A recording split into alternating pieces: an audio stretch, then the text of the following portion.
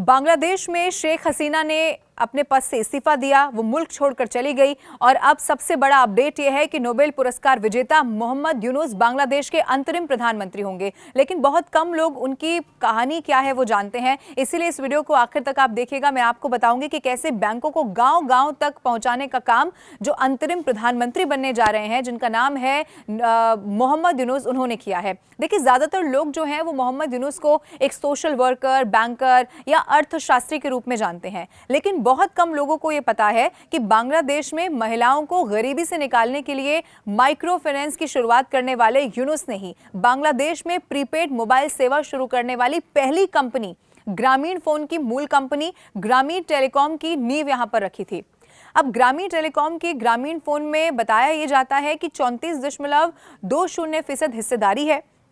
आपको मैं ये भी बता दूं कि इसे बांग्लादेश का BSNL भी कहा जाता है। अब आज ग्रामीण फोन बांग्लादेश की सबसे बड़ी मोबाइल नेटवर्क कंपनी बन गई है। 48% बाजार पर इसका ही कब्जा वहां बताया जाता है और कंपनी के 8 करोड़ से ज्यादा कस्टमर्स हैं। ग्रामीण फोन अब नॉर्वे की दूरसंचार दिग्गज टेलीनॉर की सहायक कंपनी भी बन गई है।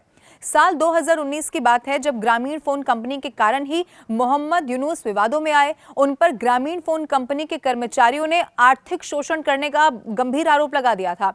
इतना ही नहीं था, उन पर अपनी कंपनी के लिए नियमों का उल्लंघन कर विदेश से पैसा लेने के भी आरोप लगे। यूनुस ने इन सभी आरोपों को राजनीति से प्रेरित बताते हुए सिरे से उस वक्त खारिज कर दिया था। ये 2013 की बात है। अब मैं आपको यह भी बताऊं कि ग्रामीण टेलीकॉम यानी कि GTC की वेबसाइट के मुताबिक 16 अक्टूबर 1995 को प्रोफेसर मोहम्मद यूनुस ने ग्रामीण टेलीकॉम नाम से एक कंपनी बनाई, जो कि बांग्लादेश के कंपनी अधिनियम 1994 की धारा 28 के ही तहत गारंटी द्वारा सीमित एक गैर लाभकारी कंपनी के रूप में वहां पर रजिस्टर्ड है। आज ग्रामीण फोन बांग्लादेश की सबसे बड़ी मोबाइल नेटवर्क कंपनी बन गई है।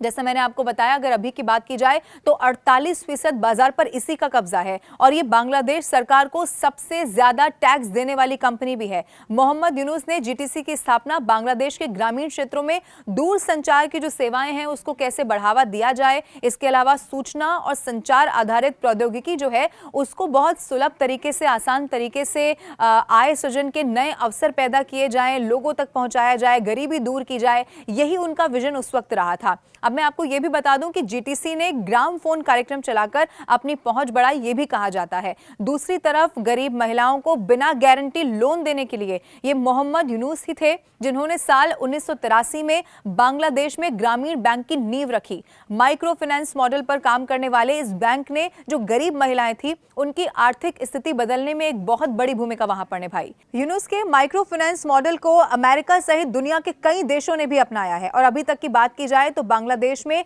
ग्रामीण बैंक पिछले 40 सालों में 1 करोड़ से ज्यादा गरीबों को 4.5 लाख करोड़ टका, जिसको भारतीय रुपए में 3 लाख करोड़ भारतीय रुपए माना जाता है, उससे ज्यादा का लोन दे चुका है। और लोन लेने वालों में सबसे बड़ी बात यह है कि ज्यादातर महिलाएं शामिल हैं, जो उनका उद्देश्य भी था कि कैसे महिलाओं तक ज्यादा से ज्यादा सुविधाएं पहुंचाई जाए। और आज इसीलिए उनके बारे में जानना जरूरी है, क्योंकि जब शेख हसीना मुल्क छोड़कर जा चुकी हैं, अपने पद से इस्तीफा दे दिया है, तो उन्हीं को अब अंतरिम प्रधानमंत्री बनाया जा रहा है। और इसीलिए नोबेल पुरस्कार विजेता मोहम्मद यूनुस, जो कि अब अंतरिम प्रधानमंत्री होंगे, जिन्हें लोग समाज सेवी के तौर पर ही जानते थे, बहुत कम लोग जो कहानी मैंने आपको बताई उनके बारे में जानते थे। आपको ये वीडियो कैसा लगा आप जरूर बताइए कमेंट करके, और न्यूज़ 18 इंडिया का YouTube चैनल जरूर सब्सक्राइब करिए।